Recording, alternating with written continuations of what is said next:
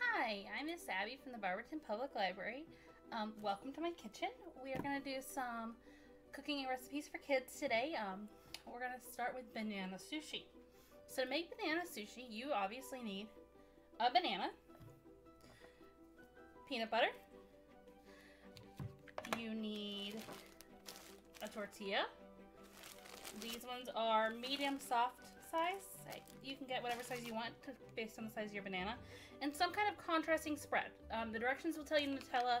I personally don't like Nutella, so I actually have chocolate silk Jif to go peanut butter. But you could use honey or jelly or anything of that sort. The supplies you'll need to make it are some kind of plate or a cutting board. I'm going to use a cutting board. And a butter knife. So I'm going to tilt you down so you can see my board where I'm working. All right. So first thing you're going to do is get out one tortilla and put it on your board. And then you are going to take your peanut butter, creamy or crunchy, whatever you personally prefer. I'm using creamy today. If you use crunchy, obviously it'll give it a little more texture because you'll have that crunch factor. Mine's a brand new jar, so it took me a second to open it. And you're just gonna take your knife, get a little bit of peanut butter, and you're just gonna spread it on, covering the whole tortilla with peanut butter. Obviously, if you are allergic to peanut butter, you can substitute the peanut butter for a more allergy-friendly nut butter. This is completely customizable. All right, so we got our peanut butter. Next, you're gonna take your contrasting spread. Mine's the chocolate spread. You're going to need a clean knife. My knives are in this drawer. And you're just gonna take a little bit less than that and just make one line of the chocolate spread, the jelly. You can make more than one if you'd like. And then we need to unwrap our banana. So traditionally you open it from this end. Monkeys actually open it from this end, and it's actually easier to open it from that end. Mine's a little ripe, and so it peeled right away. If you're having trouble, feel free to ask your adult to help you. And you're just gonna place your banana right along that line of your contrasting spread. And you're gonna take your other side, pull it up over your banana, so it covers pretty much the whole thing, and roll it up, just like sushi. You're gonna take either knife, mine still has spread on it, but you're just gonna cut into 1 inch, ½ inch, somewhere in there, discs, your banana sushi. That one squished a little bit. That's okay, it's still gonna taste good. You might want a little bit of sharper knife if your parents allow that. But otherwise, you get these nice rolls of banana. You see the tortilla, you see the chocolate spread and the peanut butter. And that is all it takes to make your banana sushi.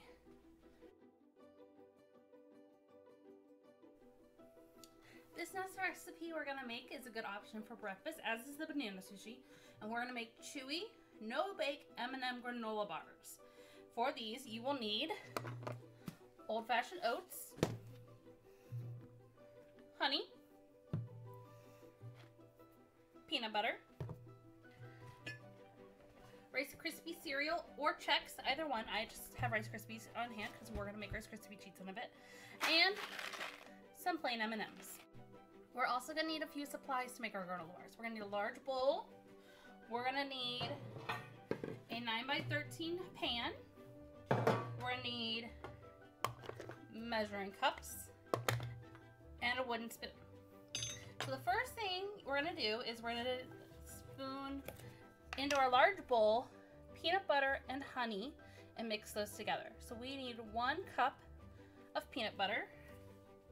So my 1 cup says it's a 1 cup right here on the handle. It's a little hard to see. And I'm just gonna use a spoon, and I'm gonna fill my 1 cup up. When you're filling it, you wanna make sure it's level at the top. not a dip. Like right now it has a divot. I want to make sure I get it nice and level so I have exactly 1 cup in there. Because this is actually the glue that's going to hold our Rice Krispie treats, or not our Rice Krispie treats, our granola bars together. So if there's a little bit left on the spoon, I'm going to use a spatula and scrape that off. Because there's a little bit more room in my cup. And then I'm going to put that spoon in the sink because we're done with that. And I'm going to use my spatula.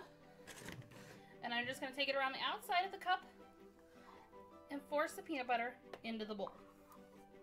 There's some left, so I'm going to scrape it along to get all of that yummy peanut butter out to act as our glue. And I'm going to use this spatula again because I'm using it for the exact same recipe. You can put it in a spoon rest if you have one, or put on a plate, a napkin, something so you don't get your counter all sticky. And the honey, we are going to need 3/4 a cup. So here's my bear of honey. He has a flip top lid. I'm actually just going to take the lid off. I'm going to hold my measuring cup right over my bowl, so if it goes over a little bit, it's not a big deal because I'm not making a mess. It's just going to end up in the granola bars.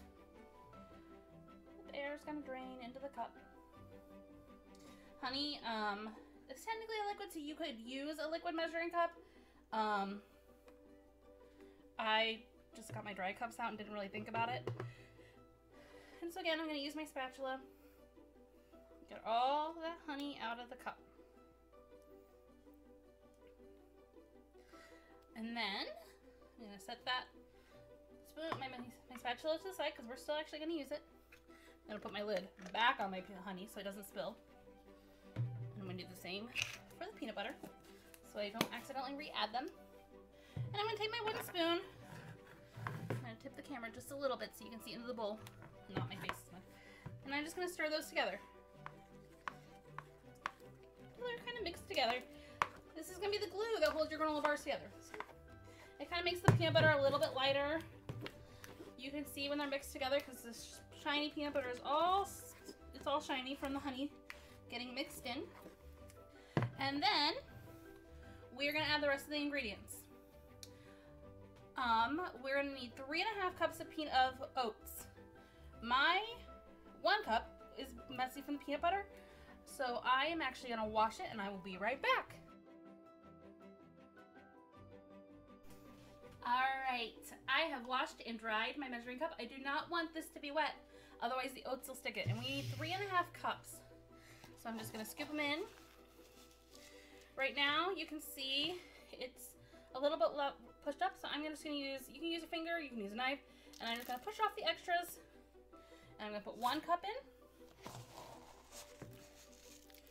Make sure it's nice and level. 2.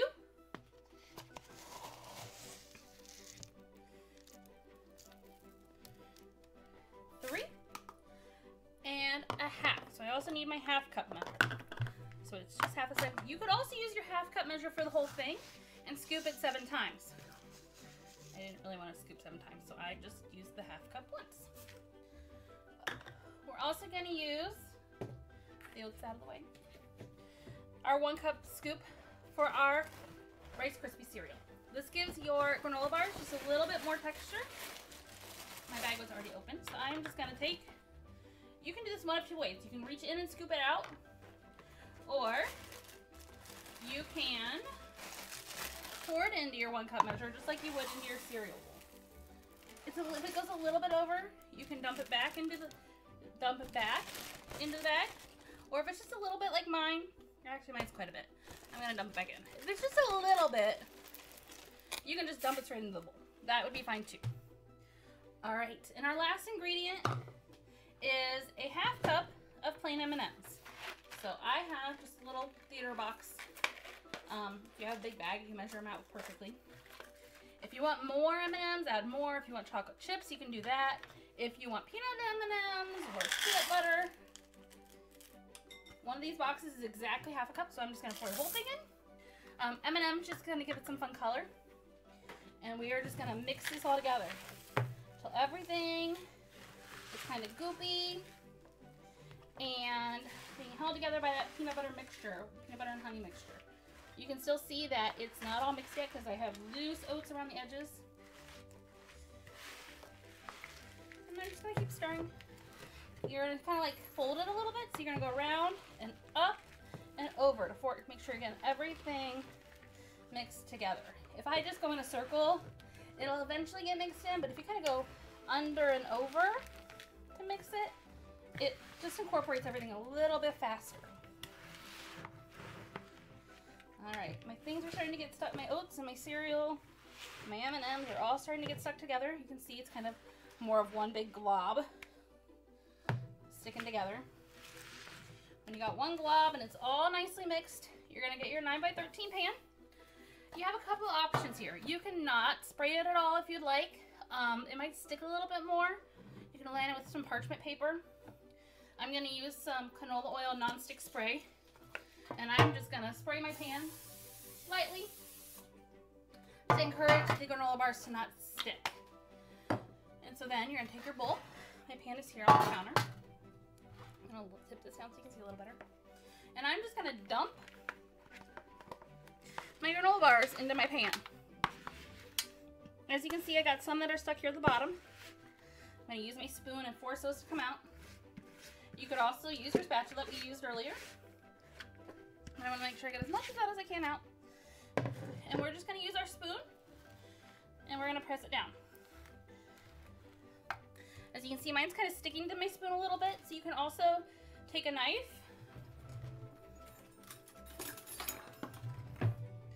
and scrape it off so your spoon is nice and clean.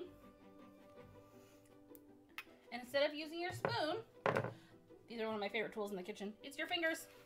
And you can use the cooking spray to spray your hands just a little bit, rub them together, and you can just press it down with your hands. I washed mine right before I started making these, so you make sure you wash your hands too, because if you're sharing these with your family, they're not gonna want all your germs.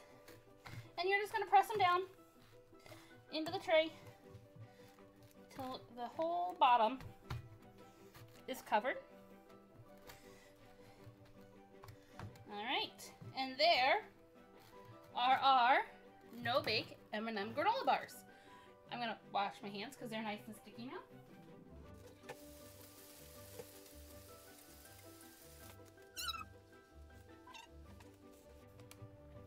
So those are ready to eat. You are just going to press them, and then you're just going to use your butter knife and cut them into little bars however size you want. You can either wrap them individually with plastic wrap or cover this whole pan and just store them tightly covered at room temperature.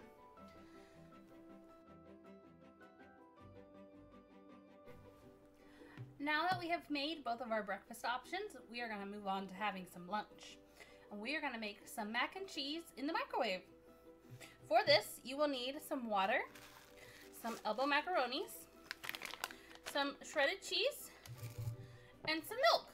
So just 4 ingredients. Equipment-wise, you're going to need a mug, a liquid measuring cup, your dry measuring cups that we used before, and just a normal spoon. So the first thing we're going to do is take our elbow macaroni. It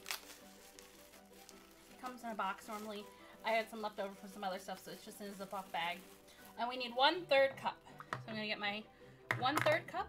You can see right there, 1/3 cup. And I'm just going to scoop it in here. Make sure it's nice and level. Not too many noodles sticking over the edges. And just pour it in my mug. See, it's in there. And we are going to add just under 1/2 cup of water. So we're going to use our liquid cup. It has a spout and it has lines showing. This side actually shows the cups. And so you're going to fill your cup. Mine's a 1.5 cup measure. So you're going to fill it, and mine's currently at the 2/3 line. So I'm going to pour some out. So I think I'm closer to my 1/2 mark. I went a little bit too far. But when you are trying to see how much water is in there, you don't want to hold it like this because it wobbles. You don't want to look at it from down below because it'll show it wrong. You want to set it on the counter. I'm going to tilt you down again. And look at it at eye level to see where it's at. Mine is showing right at 1/2 cup, and so I'm just going to pour that a little under 1/2 cup into my mug. And from there, we are going to put this in the microwave. We don't need to cover it or anything. We're just gonna put the water and the macaroni in the microwave. And we're gonna microwave it for about 2 minutes, and then we're gonna stir it. So the macaroni and water is gonna go in the microwave. I'm just gonna open my microwave, set it directly in. Time cook for 2 minutes, or until the water is evaporated.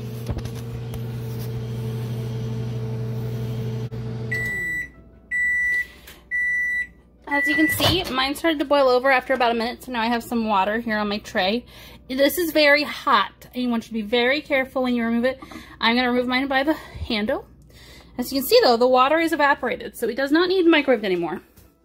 And I turned around to keep recording, and my cat's apparently now helping. Alright, so because mine doesn't appear to have any water left in it, I'm actually going to taste the noodles and see if they're done, because the directions actually say it needs microwave for about 2 more minutes. So I'm going to just kind of take a noodle, I'm going to blow on it so I don't burn my mouth, and see if it's done. It is definitely not done.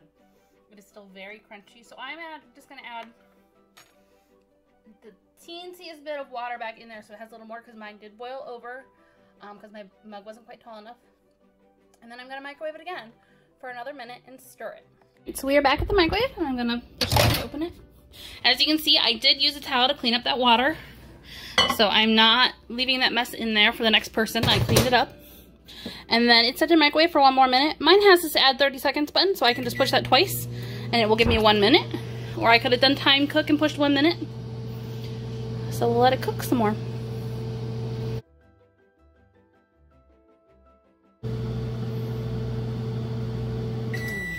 Alright, it is done again. So I'm going to take you back over here. Get my spoon. Because we are going to take it out and look at it and see how it's looking. It's looking like macaroni cup. I'm going to stir it and just see how it's doing. In here, there's a little bit of slosh still in there. Stir, make sure everything's mixed. And I'm going to put it back in the microwave for another minute. After this minute, it should be done. The macaroni should be cooked. And we'll move on to the next step.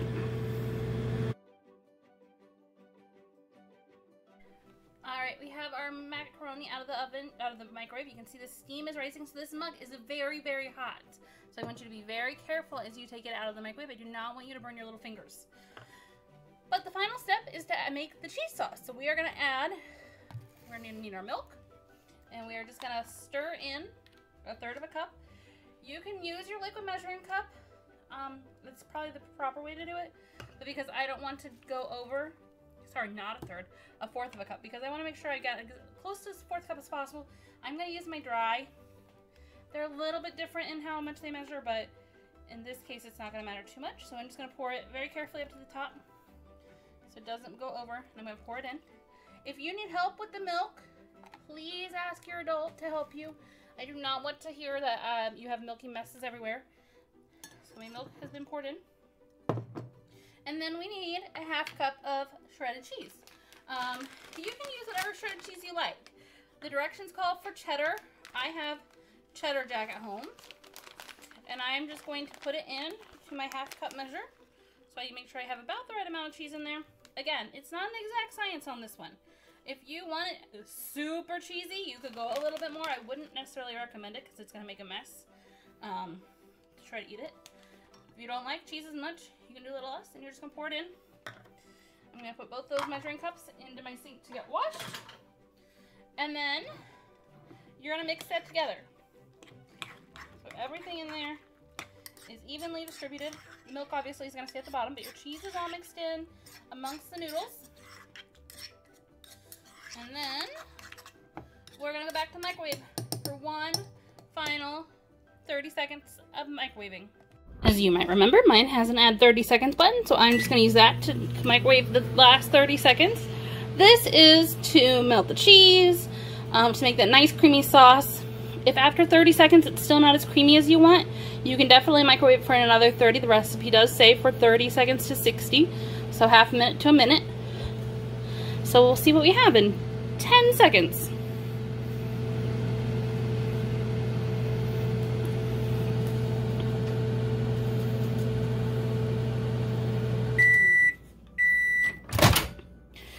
Okay, let's take a peek inside our mug. So our milk is still a little bit runny. So when we took it out of the microwave, we saw the milk is still a little runny. I'm gonna stir it and see if that takes care of the milk being too runny and just mixes it together into a nice cheese sauce, which in this case, it pretty much did. And so there you go. You have your microwave macaroni and cheese that you didn't have to turn on the stovetop for, and that will make an excellent breakfast, lunch, or dinner for yourself. If you really wanted, you could make a couple and make them for your siblings as well. Enjoy. Now that we have had our lunch in our mug, we are going to make our dessert in the mug with a brownie. So you're going to need 1 egg, sugar, flour, cocoa powder, and vegetable oil. So 5 ingredients. And supply-wise, we're going to need a mug. We're going to need a measuring spoon. We need a 1 tablespoon. Let me see if I can find mine. It is still in the drawer. It's this size. You don't want to make the mistake of grabbing a 1 teaspoon. You need the tablespoon. The teaspoon is much smaller. There are 3 of these in here. You need the larger one. So 1 tablespoon scoop. And a normal kitchen spoon. Got it when I was in the drawer. To stir it all together. So the first thing you're going to do is add your dry ingredients to your mug. The dry ingredients are our flour, sugar, and cocoa powder. We are going to get our sugar first, because it's listed first. And we need 4 tablespoons. You can, mine's in a container, yours is probably in a bag, and I'm just going to take it in. It's currently humped over. That is not a tablespoon. That is more than a tablespoon. So I'm going to, I'm still over my canister. Tilt it down just a little bit so you can see. I'm going to take my knife, the back of my knife where it's straight, and level it off. That is 1 tablespoon. When it's at eye level, you see nothing on it. So 1.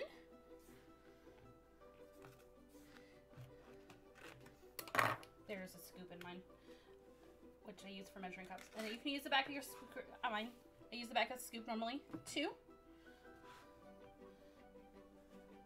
This again is too much. I need to flatten it off. 3. And 4. That was 4 tablespoons of sugar. We need 1 tablespoon of flour. Mine is also in a canister. Because the sugar left nothing on our measuring spoon, I'm just going to dip it in. This, again, is not 1 tablespoon.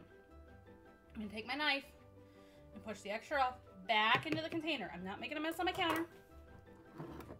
I'm going to put it in my mug. The last dry ingredient is our cocoa powder. Cocoa powder is what's going to make it chocolatey. So again, this, not a tablespoon. I take my knife over the container and level it out. My 1 tablespoon goes in the mug. It calls for 2 tablespoons, so I need a second one. The cocoa powder container is getting a little low, so I'm scraping in there for the last little bit. This one is much closer.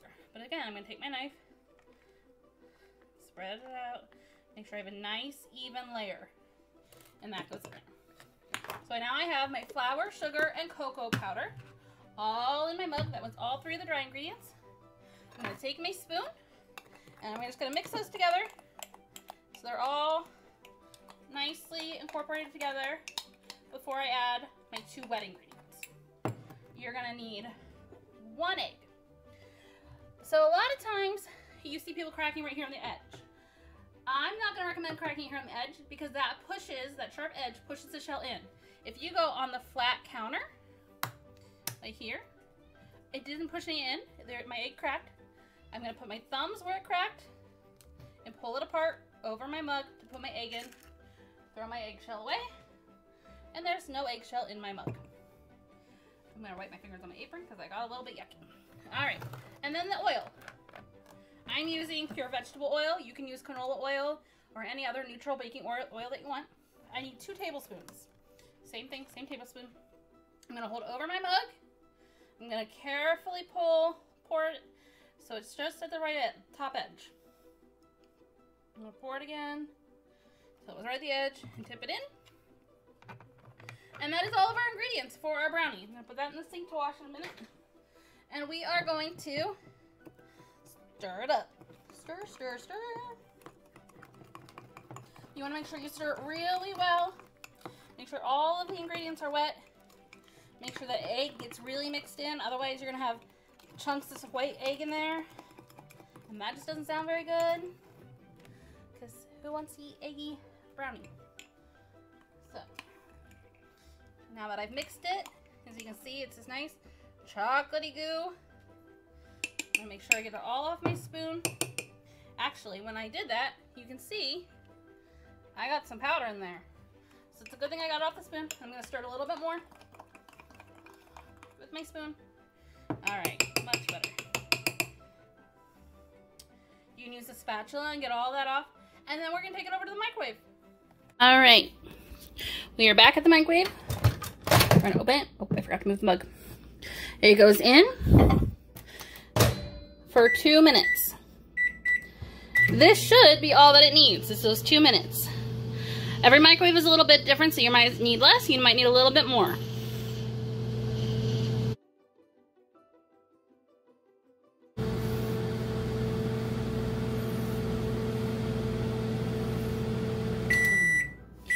Alright, after those 2 minutes, again, you're going to take it out. It's going to be super hot, so you're going to be very careful in taking it out. I'm going to take it out by the handle. As you can see, it is now pretty much to the top. It was not that high before. It is now very full. You can see it's air bubblies. It's nice and fluffy. And then I'm just going to set it to the side so it can cool for a few minutes before I show you what it looks like when you eat it. Alright, our brownie has had a couple minutes to cool, so we are going to take a peek. You can see it's still got those air bubbles. I'm going to take my spoon. You can see it's just perfectly baked. There's no liquid on the inside still. It's a solid brownie. Smells like chocolate. You could add icing to the top of this and make it extra sweet. You could have it al mode with some ice cream. Your options are endless with this brownie of what else you could do with it. Our final recipe we're going to make together today is one that you're going to share with the whole family. And we're going to make Rice Krispie treats. And what you need for that is 1 bag of marshmallows. They're usually about 10 ounces.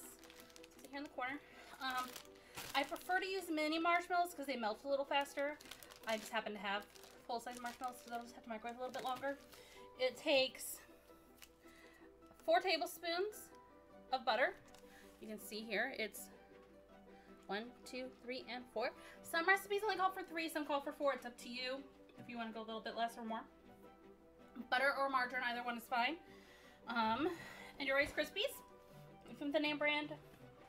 I also have some from the store brand, just whatever you have on hand. But you need 6 cups of those, so you need quite a bit. The first step, supply-wise, you're going to need a 9x13 pan, so you probably don't want to make these on the same day you make the granola bars, unless you happen to have 2 pans, which I do. You need a large mixing bowl. I know these marshmallows don't look like they take up much space in this bowl, and they don't. But when you microwave marshmallows, they expand. So they will fill this bowl when they're in the microwave. If your bowl is too little, your marshmallows are going to fill your microwave with mess to clean up later, and we don't want that. So you're going to take your entire bag of marshmallows and open it and dump them in your large bowl. I forgot to say the rest of the slide. You also need a wooden spoon to stir and a spatula. That's it. And a measuring cup. Sorry, I keep adding to the things you need. My marshmallows are stuck, so I'm going to pull them out. Turn the bag inside out and throw that away because we don't need that. And actually, a lot of times, your bag of marshmallows will have the recipe on the back. It does. Right here. Rice Krispie treats. And this particular recipe calls for a 4th cup of margarine or butter, which is half a stick. I already cut mine in half. I probably baked something else that called for it. And I'm just gonna unwrap it, drop it in the bowl. So I got butter, and I've got marshmallows. Throw that paper away. And then we're gonna take this to the microwave. We are over at the microwave. So we are gonna put our large bowl in. Make sure you pick a bowl that fits in there. That one fits in. It's my favorite bowl to use for Rice Krispie treats. And then we're gonna microwave it for 1 minute. And then after a minute, we're gonna stir.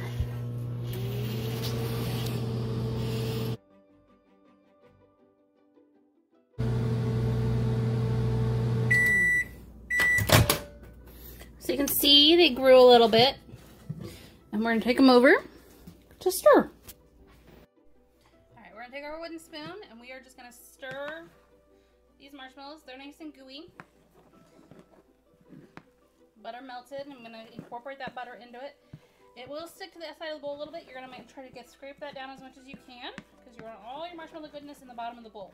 And you're gonna stir. See how it looks. Mine is still a little chunky, a little globby.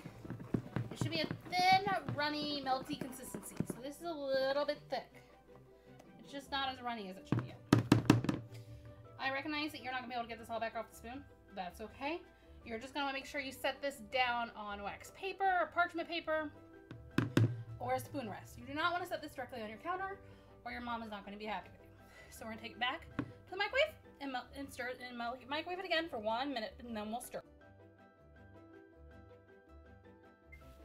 All right, after that minute, we are back over to the counter and you can see now it is much runnier. It might actually have been a little bit too long, but we'll see. So, you are now gonna add your Rice Krispies. We need 6 cups. I'm gonna plan to take the bag out of my box, just so it's easier to scoop. I'm gonna use my 1 scoop measuring cup, and I'm gonna do 3 cups to start with. Nice level. 1, 2, and 3. You can put all 6 in at the beginning, but it's just easier to stir if you only do half of it to start. Some recipes will call for more Rice Krispies. Some will call for less. It's just a matter of personal preference. But 6 tends to be about right. So there was 3. I stirred them all together. It doesn't have to be perfect because you're going to pour in more and stir more. And my bag is getting low, so I'm going to just pour the whole thing right into the cup. A little too much. There's 5. And maybe there's exactly 6 in here. Yep, there's exactly 6. Throwing that paper in there, pouring the rest in. Putting that in the sink to get washed. And now I'm going to stir. So all of these Rice Krispies are mixed together, being held together by that marshmallow glue. Now would be the time if you wanted to add some mix-ins that you could. So you could add M&Ms or chocolate chips. My personal favorite thing to add is some peanut butter. I'm making a peanut butter Rice Krispie treats. Alright, so they're sticking together a little bit. They look like this. Alright. So the next thing we need is our 9 by 13 pan. Mine's over here. I'm using glass because I already used my metal one for the granola bars that are sitting over here to the side. You're going to get your non-stick spray. Shake it to get it all, whatever it does when you shake it, and spray your pan.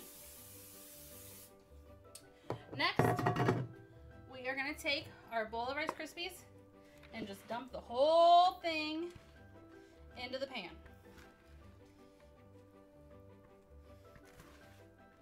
I realize that you can't see what I'm doing, so I'm going to move the camera. I dumped the whole thing in the pan. It's just a big mound. There's still some on my spoon, so I'm going to use my spatula and scrape it off. Kind of use each of them to help each other. Alright. My spoon is clean, away from the sink. There's a little bit left in my bowl, so I'm going to use my spatula to get all that yummy goodness out of the bowl. It's kind of clinging a little bit now, which is fine. Alright, you can see those marshmallow strings everywhere. And now it is all in the pan. And we need to flatten it out. You can take your spatula and take your knife